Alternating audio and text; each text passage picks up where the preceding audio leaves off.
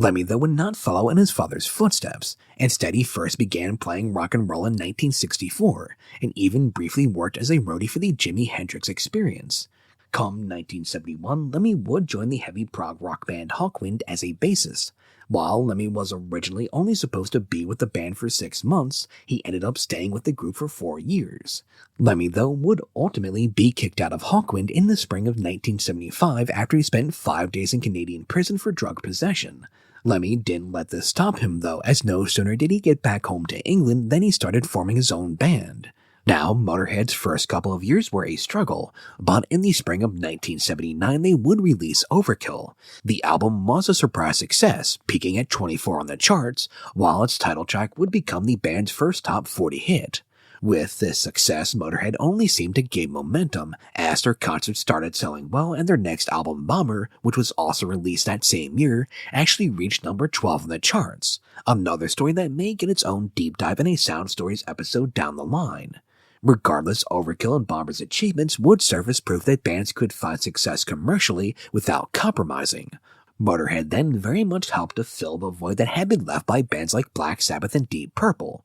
They would not be alone for long, though, as others would soon come along and pick up the heavy metal flag as well. Indeed, there were already bands at the time playing shows in pubs with a kind of do-it-yourself attitude that they shared with the punk bands.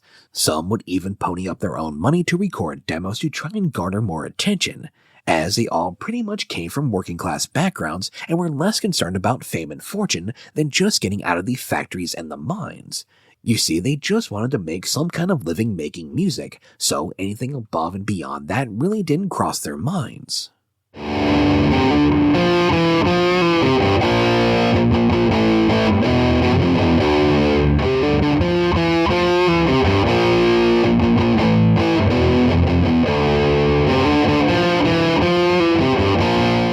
In 1976, in Leighton, a district of East London, a band would begin to come together calling themselves Iron Maiden that would help to form the background of the next wave of heavy metal.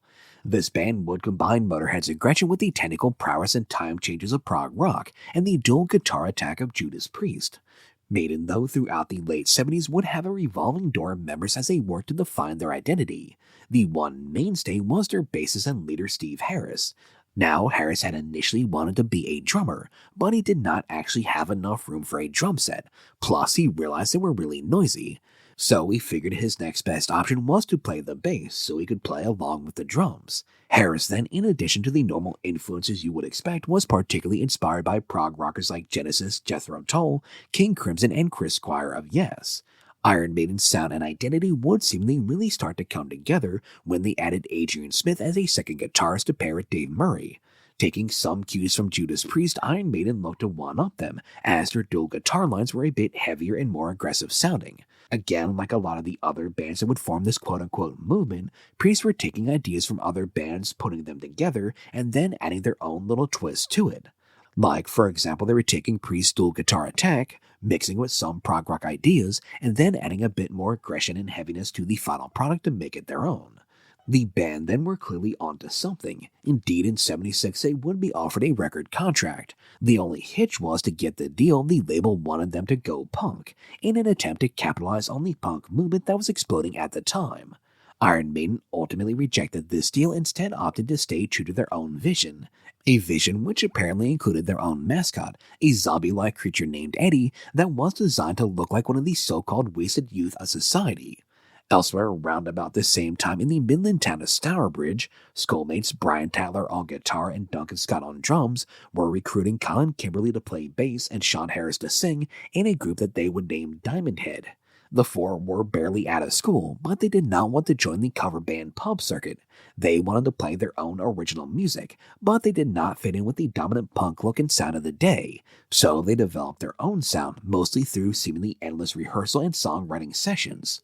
While they would play the occasional gig around the English Midlands over the coming years, that was not enough to attract the attention of any record companies. So, much like the punk bands before them, Diamond Head recorded and released a couple of self-financed singles titled Shoot the Lights and Sweet and Innocent.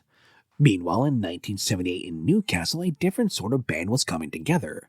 This new band, Venom, though, would have more in common with hardcore punk bands and Motorhead than it would with the other underground metal bands they were forming alongside of.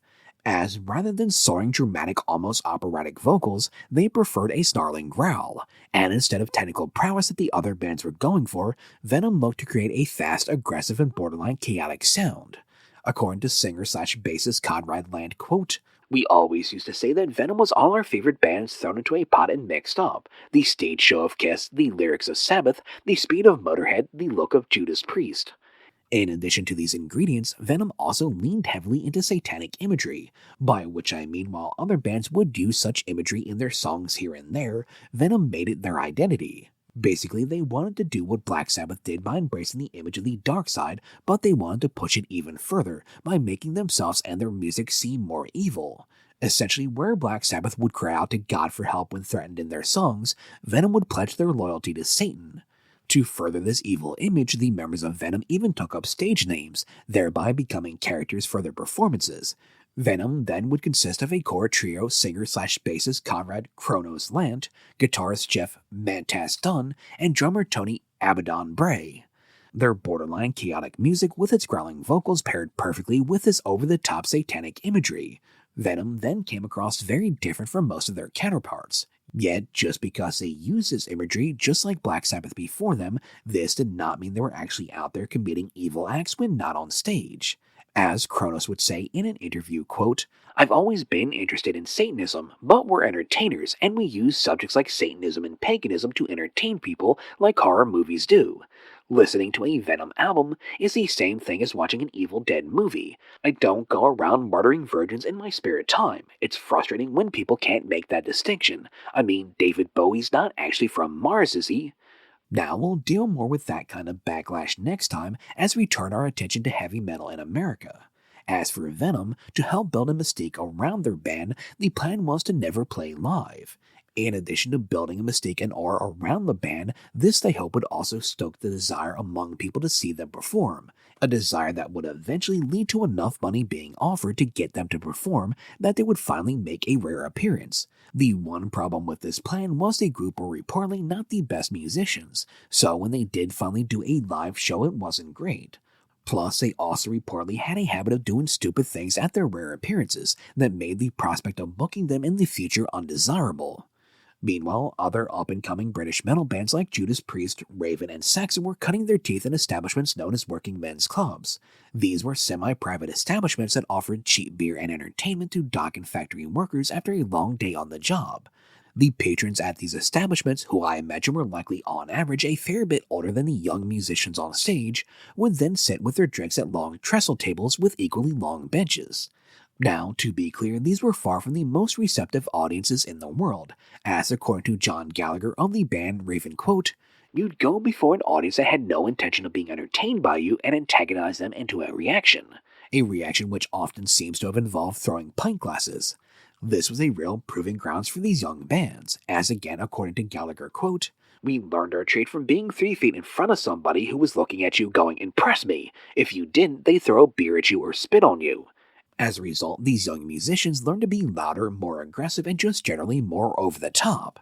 Yet in between these rowdy performances were regular games of bingo, during which time the band was expected to be completely silent for. These working man club gigs were then a proving ground for a number of these young bands, even though oftentimes they were still forced to play cover songs instead of their own material. Now, bands in London had a bit of a better chance to make a name for themselves as they got to play in neighborhood clubs like the Music Machine, the Marquee, and the Bandwagon, places that allowed them to play their own originals, allowing them to test their music on actual audiences. Yet even these bands failed to attract the attention of the who's who of the record industry. So, with the major labels ignoring this burgeoning underground metal movement, these bands took a cue from the punks and began forming their own small record labels. These groups then not only recorded their own music, but they also designed their own logos and album covers. Now, because these were small-time self-funded efforts, they were only able to press their albums in small numbers, but still there were fans willing to buy up what copies did exist. These bands would find an ally in DJ Neil K. Neil, you see, was frustrated with how all these young bands were struggling to get their music out to the masses. Luckily, though, he was uniquely positioned to do something about it. Kay worked at a small venue in Kingsbury, North London called the Bandwagon, which was this Wild West themed disco nightclub that was stuck on the side of the Prince of Wales pub. It wasn't a huge place as it could only fit 500 to 700 people inside, but it did reportedly have a huge sound system. Now, even before Kay's arrival, the club had featured the occasional rock nights, but under his guidance, these rock/heavy metal nights soon became the most popular events at the club, as they often not only packed the house, but had to turn people away at the door. Every week during his shows at the Bandwagon, which seems to have also been dubbed the Heavy Metal Soundhouse at a certain point, Neil Kay would play songs from up-and-coming underground metal bands to an audience of heavy metal fans. This helped, but it still only exposed these bands to a relatively small, albeit rabid audience. What was more impactful was the chart Kay would put together based off a crowd request that would be published in the music publication Sounds. These lists, consisting of underground metal bands ranked based upon their popularity, effectively helped to spread these band names far beyond the 700 people who could weekly fill up the Bandwagon. Soon, as the shows grew in popularity and garnered publicity, a number of young bands started bringing their demo tapes to Neil, in the hopes that he would play them and get them heard by a wider audience. The venue even started having some of these young bands perform live for their eager crowds. As the scene was starting to pop off, Kay kept getting into one Jeff Barton's ear to come and check out one of these shows, and eventually Jeff would do just that. Which was notable because Jeff Barton was a writer for the aforementioned British music publication Sounds. Barton then, after attending one of Kay's shows at the Bandwagon, not only reviewed the 3 bands performing there that night, but he even gave them a 2-page spread, which was great exposure. Yet before the story would be printed, Barton's editor would make one crucial change by adding a subtitle to the article. A subtitle that read, quote, "The New Wave of British Heavy Metal." A name that was partially an inside joke, based upon the fact that they were constantly proclaiming things to be the new wave of something or other. Yet, to their surprise, the name stuck. And with that, numerous bands who didn't really know each other or really sound all that much alike would be grouped together in a movement and given a name. Now, to provide some clarity about this new wave of British heavy metal, or NWOBHM, which as far as I can tell is the accepted pronunciation for the acronym, the way I like to think of it is, Black Sabbath, as I covered in episode 1, were the originators of establishing heavy metal as a thing. What these NWOBHM bands did then was really begin to refine and define what it meant to be heavy metal. They seem to have then both kind of codified what heavy metal was and also pushed it forwards, adding increasing levels of complexity and musicianship to the style. Indeed, music journalist Martin Popoff, when talking about NWOBHM, would say, quote, "If you could go back and find shreds of things that define heavy metal along the way, this was a place where all of them came together." So, this so-called movement now had a name, as people outside the underground heavy metal scene were starting to take notice. The first band to benefit from this increased attention was none other than Iron Maiden, who had been one of the bands that had gotten their demo tape into Kay's hands. Indeed, Kay would consider the tape to be the most impressive demo he had ever heard, and would constantly play it during his shows. Kay's boosting would be so crucial to Maiden's early success that the demo would become known as the Soundhouse tapes. It was then partially a result of this exposure that Maiden would be the first of the NWOBHM bands to get a major label deal. A deal that in 1980 would result in the release of their self-titled debut record, which would prove to be an immediate and huge hit as it hit number 4 on the charts. This was such a big deal that even the other up-and-coming metal bands looked up to them. Bruce Dickinson of Samson, for example, recalls watching Maiden and being blown away by what they were doing.